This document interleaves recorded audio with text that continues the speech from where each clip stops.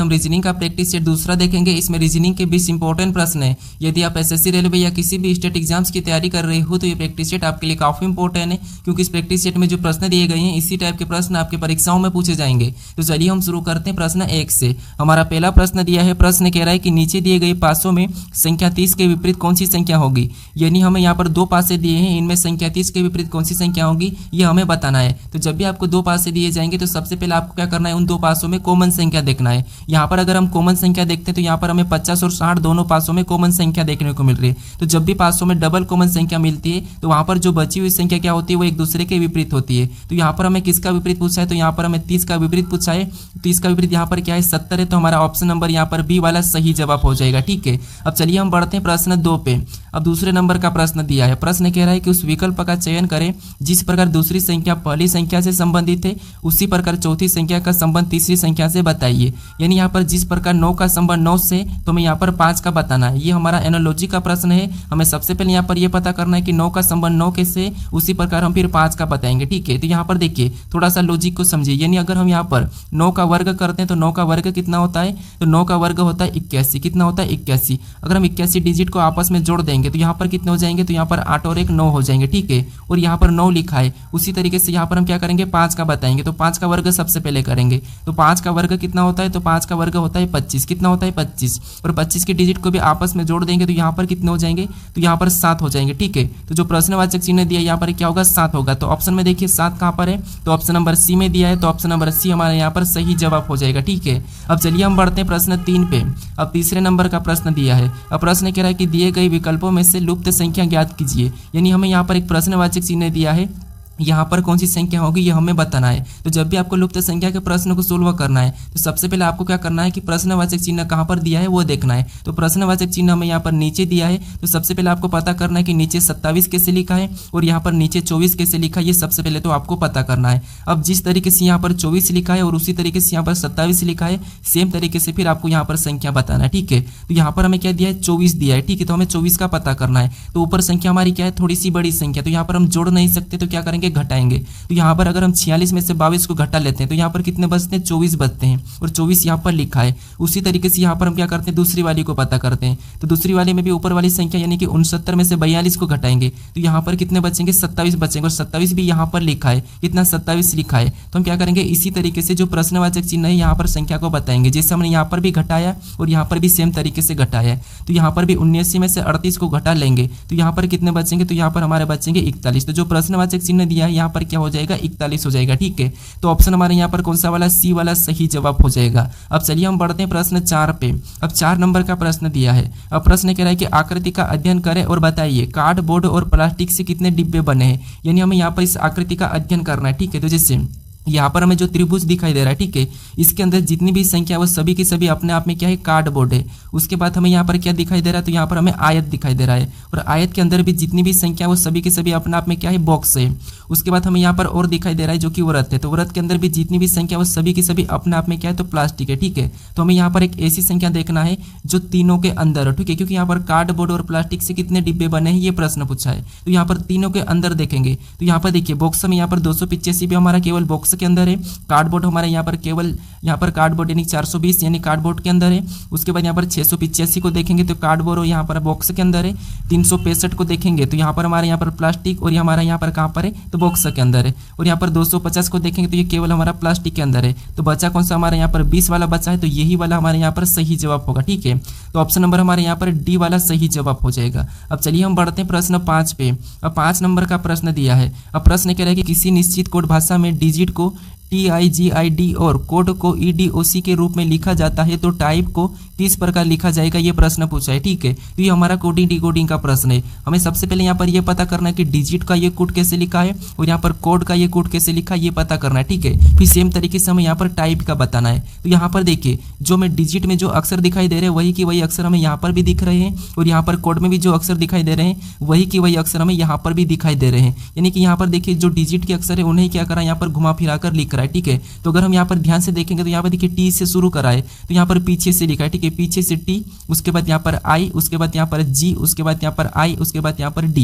यानी ये पीछे से लिखा है। उसी तरीके से अगर हम कोड में देखेंगे तो यहाँ पर भी पीछे से लिखा है ई, उसके बाद डी, उसके बाद ओ, उसके बाद सी, तो यहाँ पर भी ये पीछे से ही लिखा है। तो हम भी क्या करेंगे, सेम तरीके से टाइप में भी पीछे से बताएंगे, ठीक है। तो सबसे पहले पीछे से लिखेंगे तो क्या आएगा, ई आएगा, उसके बाद क्या आएगा तो पी आएगा, और पी के बाद क्या आएगा तो पी के बाद वाई आएगा, ठीक है, और वाई के बाद क्या आएगा तो वाई के बाद टी आ जाएगा। तो ये हमें ऑप्शन में देखना है। तो ऑप्शन में देखेंगे ई पी वाई टी, तो हमें ऑप्शन नंबर बी में दिया है, तो ऑप्शन नंबर बी हमारा यहाँ पर सही जवाब हो जाएगा, ठीक है। अब चलिए हम बढ़ते हैं प्रश्न 6 पे। अब 6 नंबर का प्रश्न दिया है। अब प्रश्न कह रहा है कि नीचे दिए गए विकल्पों में से असंगत संख्या का चयन कीजिए, यानी हमें यहाँ पर 4 विकल्प दिए, इनमें से 3 किसी न किसी तरह से समान है, एक अलग है, उसी का हमें क्या करना है, यहाँ पर चयन करना है, ठीक है।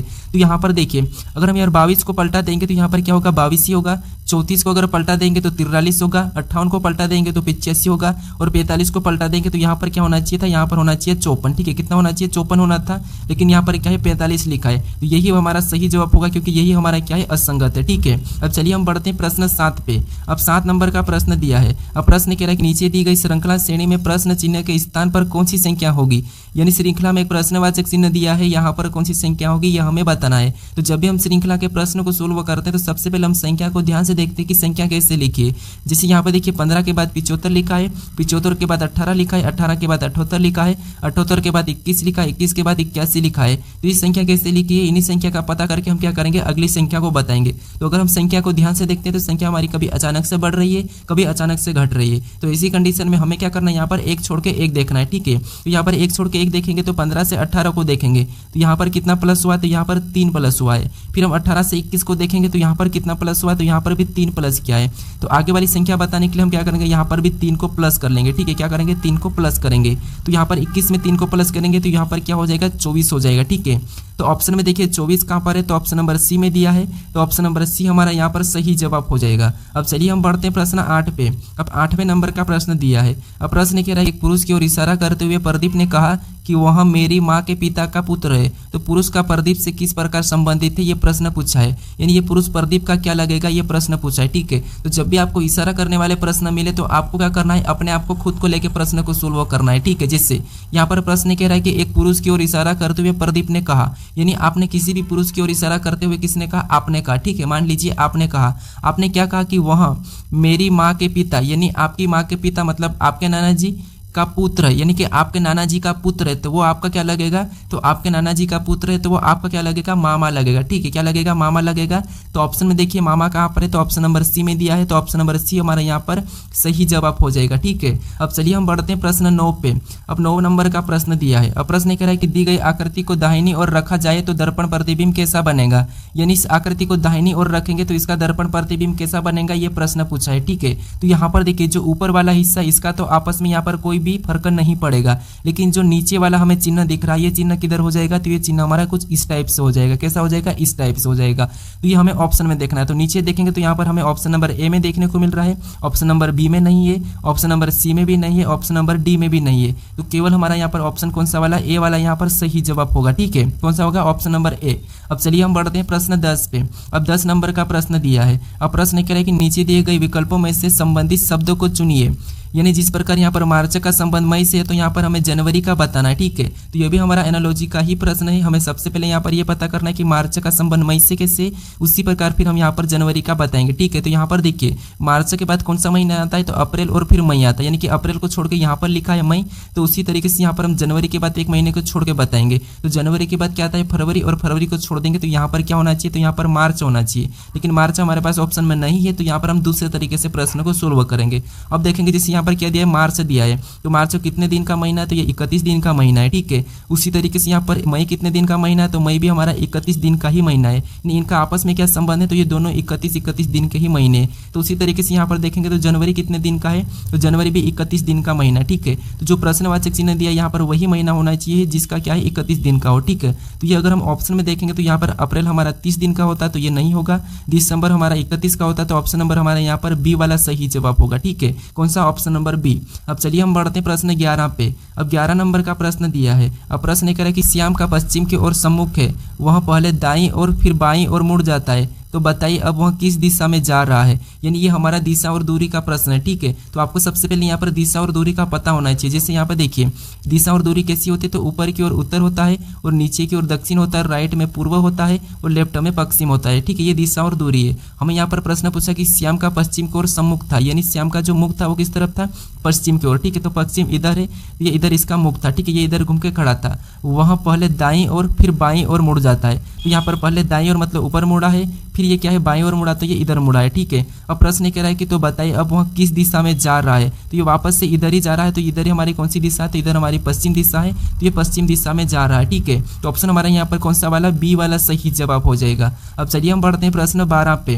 अब 12 नंबर का प्रश्न दिया है। अब प्रश्न कह रहा है कि उस वेन आरेख का चयन करें जो दिए गए वर्गों के बीच के संबंध को ढंग से निरूपित करता है। यानी हमें यहाँ पर संगीत दिया है, आवाज दिया और नृत्य दिया है। इसका वेन आरेख कैसा बनेगा, ये प्रश्न पूछा है, ठीक है। तो जब भी आपको वेन आरेख का प्रश्न सोल्व करना है तो सबसे पहले आपको तीनों शब्दों को ध्यान से देखना है कि आपस में कोई संबंध है या नहीं है। अगर आपको फिर भी समझ नहीं आता है तो फिर आपको क्या करना है, किसी भी एक शब्द का आरेख बनाना है। जैसे यहाँ मान लीजिए हम क्या करते हैं, संगीत का आरेख बना लेते हैं। तो ये हमने किसका डायग्राम बना लिया, संगीत का बना लिया, ठीक है। उसके बाद हम क्या करेंगे, यहाँ पर दूसरे शब्द का बनाएंगे, जो कि दूसरा शब्द हमें दिया है आवाज। तो आवाज का बनाने से पहले आपको देखना है कि जो आपने पहले वाले शब्द का डायग्राम बनाया है क्या उससे आपस में संबंध है या नहीं है। तो आप कहोगे हाँ संगीत में से क्या निकलता है, आवाज निकलता है, तो आवाज संगीत के अंदर आ जाएगा, ठीक है। कहाँ जाएगा, अंदर आ जाएगा, तो ये इसके अंदर होगा। फिर हम यहाँ पर क्या करेंगे, तीसरे शब्द का बनाएंगे, जो कि तीसरा शब्द हमें यहाँ पर नृत्य दिया है, ठीक है। तो हम तीसरे शब्द का भी डायग्राम बनाने से पहले देखेंगे कि यहाँ पर नृत्य और आवाज का कोई संबंध है या तो नहीं है। फिर यहाँ पर देखेंगे तो देखिए नृत्य और आवाज में आपस में कोई संबंध नहीं है, नृत्य और संगीत में भी आपस में कोई संबंध नहीं है।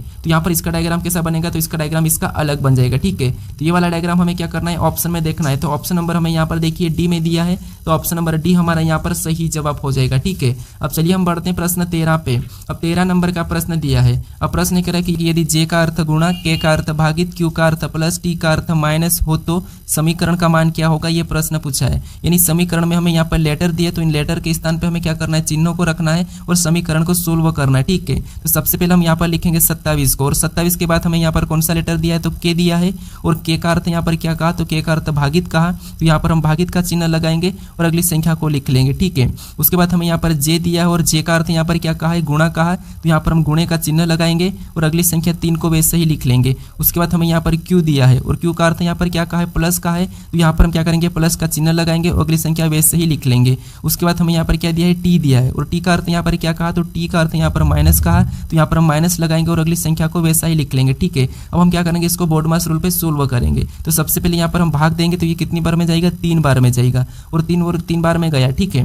उसके बाद ऊपर वाली संख्या को हम वैसा ही उतार लेंगे। उसके बाद क्या करेंगे, इसमें हम गुणा करेंगे, ठीक है। तो यहाँ पर ऊपर उतारने के बाद इसमें आपस में गुणा करेंगे, तो यहाँ पर कितना होगा, 3 3 9, और 9 में प्लस 8 कर लेंगे, ठीक। क्या करेंगे, प्लस 8 माइनस 4, तो यहाँ पर 9 में 8 को जोड़ेंगे तो यहाँ पर कितने हो जाएंगे, तो यहाँ पर हमारे 17 हो जाएंगे, और 17 में से माइनस 4 करेंगे तो यहाँ पर हमारे बराबर कितने बचेंगे, तो बराबर हमारे 13 बचेंगे। तो 13 हमें ऑप्शन में देखना है। तो ऑप्शन नंबर हमारे यहाँ पर ए में दिया है, तो ऑप्शन नंबर ए हमारे यहाँ पर सही जवाब हो जाएगा, ठीक है। अब चलिए हम बढ़ते हैं प्रश्न 14 पे। अब 14 नंबर का प्रश्न दिया है। अब प्रश्न कह रहा है कि दिए गए प्रश्न में वृत्तों की संख्या बताइए। यहाँ पर आपको क्या करना है, वृत्तों की संख्या कितनी है ये बताना है। तो यहाँ पर हम गिनेंगे, ठीक है। तो यहाँ पर हमें कितनी, यहाँ पर इसमें हमें 3 दिखाई दे रही है, यहाँ पर भी हमें 3 दिखाई दे रही हैं, यहाँ पर भी हमें 3 दिखाई दे रहे हैं, यहाँ पर भी हमें 3 दिखाई दे रहे हैं, यहाँ पर भी हमें 3 दिखाई दे रहे हैं, ठीक है। तो 3 3 6 6 3 9 9 3 12 3 15, तो यहाँ पर कितने हैं, तो यहाँ पर हमारे 15 है, ठीक है। कितने वृत्तों की संख्या है, तो 15 है। तो 15 हमारा ऑप्शन नंबर यहाँ पर कौन सा वाला, डी वाला सही जवाब हो जाएगा, ठीक है। अब चलिए हम बढ़ते हैं प्रश्न 15 पे। अब 15 नंबर का प्रश्न दिया है। अब प्रश्न कह रहा है कि 2 दिन में घड़ी की सुइयां कितनी बार एक दूसरे के साथ होगी। यानी एक दूसरे का साथ का मतलब ये है कि 0 डिग्री का कोण या फिर एक दूसरे के ऊपर। तो एक दिन में कितनी बार होती है, तो एक दिन में 22 बार होती है। कितनी बार होती है, 22 बार। तो हमें 2 दिन का पूछा है, तो 2 दिन में कितनी बार, तो 44 बार हो जाएगा। कितनी बार, 44 बार। तो ऑप्शन में देखिए 44 कहाँ पर है, तो ऑप्शन नंबर सी में दिया है, तो ऑप्शन नंबर सी हमारा यहाँ पर सही जवाब होगा। अब चलिए हम बढ़ते प्रश्न 16 पे। अब 16 नंबर का प्रश्न दिया है। अब प्रश्न कह रहा है कि दिए गए कागज को मोड़ा और काटा जाता है तो उससे खोलने पर कैसा दिखाई देगा, ये प्रश्न पूछा है, ठीक है। तो ये हमारा पेपर कटिंग फोल्डिंग का प्रश्न है। हमें यहाँ पर दिखाई गई चिन्ह के अनुसार मोड़ना है, ठीक है। तो यहाँ पर हमें क्या दिया है, तो यहाँ पर वी और यहाँ पर एक चिन्ह ऐसा लगा हुआ है, ठीक ठीक है। इसको क्या करना है, सबसे पहले यहाँ पर कागज को नीचे की ओर मोड़ना है। अगर हम इसको नीचे की ओर मोड़ेंगे तो ये वाला क्या हो जाएगा, तो ये वाला सामने से इस टाइप से बनेगा, ठीक है। कैसा बनेगा, इस टाइप से। फिर हम यहाँ पर इस साइड मोड़ेंगे, ठीक है। इस चिन्ह के आधार पर अगर इधर मोड़ेंगे तो इस आकृति को फिर हम इधर मोड़ेंगे, ठीक है। तो ये कैसा बनेगा, तो यहाँ पर तो ये वाला सेम बनेगा और ये चिन्ह भी वैसा ही लगेगा, और नीचे से भी ये सेम बनेगा, तो यहाँ पर भी ये चिन्ह ऐसा लगेगा। तो ये वाला हमें ऑप्शन में देखना है। तो ऑप्शन नंबर हमें यहाँ पर केवल सी में दिखाई दे रहा है, तो ऑप्शन नंबर हमारा यहाँ पर सी वाला सही जवाब हो जाएगा। अब चलिए हम बढ़ते हैं प्रश्न 17 पे। अब 17 नंबर का प्रश्न दिया है। अब प्रश्न कह रहा है कि उस शब्द का चयन करें जिसे दिए गए शब्दों का केवल एक बार प्रयोग करके बनाया जा सकता है। यानी हमें यहाँ पर एक शब्द दिया है ऑटोग्राफ, इसका प्रयोग करके हमें क्या करना है, बनाना है, ठीक है। अगर ऑटोग्राफ में जो लेटर दिए है वो लेटर अगर नहीं मिले तो वो नहीं बनाया जा सकता है, ठीक है। तो हम ऑप्शन ए में देखेंगे तो यहाँ पर देखिए ई हमारा ऑटोग्राफ में नहीं है, तो इसे हम नहीं बना सकते, ठीक है। उसके बाद यहाँ पर ऑप्शन बी में देखेंगे तो यहाँ पर सी दिया और सी हमारा यहाँ पर ऑटोग्राफ में नहीं है, तो इसे भी हम नहीं बना सकते। फिर ऑप्शन हम यहाँ पर सी में देखेंगे तो सी में यहाँ पर हमें एफ देखने को मिल रहा है और एफ भी हमारा ऑटोग्राफ में नहीं है, तो इसे भी हम नहीं बना सकते। ऑप्शन डी को देखेंगे तो टी दिया है, ए दिया है, पी दिया है, तो ये तीनों की तीनों लेटर हमारे ऑटोग्राफ में है, तो ऑप्शन नंबर डी हमारा यहाँ पर बनाया जा सकता है, ठीक है। तो ऑप्शन नंबर डी हमारा यहाँ पर सही जवाब हो जाएगा। अब चलिए हम बढ़ते हैं प्रश्न 18 पे। अब 18 नंबर का प्रश्न दिया है। अब प्रश्न कह रहा है कि कार्यक्रम की एक पंक्ति में कपिल दोनों ओर से 27वें स्थान पर है, तो बताइए पंक्ति में कुल कितने व्यक्ति है। यानी हमें प्रश्न क्या करा है कि कुल व्यक्ति कितने हैं ये बताना है। तो देखिए जब भी आपको पंक्ति में क्या करना है, कुल व्यक्ति बताना है, तो क्या करना है, दाएं बाएं को जोड़ के एक माइनस कर लेना, ठीक है। तो यहाँ पर देखिए कपिल दोनों ओर से कितने पे है, तो 27 पे। यानी कि देखिए बाएं से भी ये क्या है, 27 पर ही है, और दाएं से भी ये क्या है, 27 पर ही है। तो हम क्या करेंगे, इन दोनों को जोड़ के एक माइनस कर लेंगे। तो दोनों को जोड़ के एक माइनस करेंगे तो यहाँ पर 27 कितने होंगे, 56, और 56 में से एक माइनस करेंगे तो यहाँ पर कितना हो जाएंगे, 55 हो जाएंगे, ठीक है। तो ऑप्शन हमारा यहाँ पर कौन सा वाला, सी वाला सही जवाब हो जाएगा। कौन सा, ऑप्शन नंबर सी। अब चलिए हम बढ़ते हैं प्रश्न 19 पे। अब 19 नंबर का प्रश्न दिया है। अब प्रश्न कह रहा है कि निम्नलिखित शब्दों को सार्थक क्रम में व्यवस्थित करें। यानी हमें यहाँ पर क्या दिया है, दीवार दिया है, मिट्टी दी है, मकान दिया है, और कमरा दिया है, और ईंटें दिया है। इनको क्या करना है, सार्थक क्रम में व्यवस्थित करना है, ठीक है। तो यहाँ पर सबसे पहले हम किसको लेंगे, तो सबसे पहले आपको पता है सबसे पहले मिट्टी को लेते हैं, ठीक है। उसके बाद मिट्टी से ईंटें बनाते हैं, और ईंटें बनाने के बाद फिर दीवार बनाते हैं, और दीवार बनाने के बाद एक कमरा बनता है, और कमरे बनने से फिर मकान बनता है, ठीक है। तो सबसे पहले हम दूसरे नंबर वाले को लेंगे, उसके बाद हम यहाँ पर 5वें नंबर वाले को लेंगे, उसके बाद यहाँ पर हम पहले नंबर वाले को लेंगे, उसके बाद हम यहाँ पर चौथे नंबर वाले को लेंगे, उसके बाद यहाँ पर हम तीसरे नंबर वाले को लेंगे, ठीक है। तो ये हमें ऑप्शन में देखना है। तो ऑप्शन नंबर हमें यहाँ पर सी में दिया है, तो ऑप्शन नंबर सी हमारे यहाँ पर सही जवाब हो जाएगा, ठीक है। अब चलिए हम बढ़ते हैं प्रश्न 20 पे। अब 20 नंबर का प्रश्न दिया है। अब प्रश्न कह रहा है कि उस विकल्प आकृति का चयन करें जो दी गई आकृति को पूर्ण करेगी। यानी इस आकृति में एक प्रश्नवाचक चिन्ह दिया गया, यहाँ पर किस विकल्प आकृति को हम उठा कर रखें कि आकृति हमारी पूर्ण हो जाएगी, ये प्रश्न पूछा है, ठीक है। तो इसका सही जवाब क्या है ये मुझे कमेंट करके बताएं, ठीक है। अगर आप इस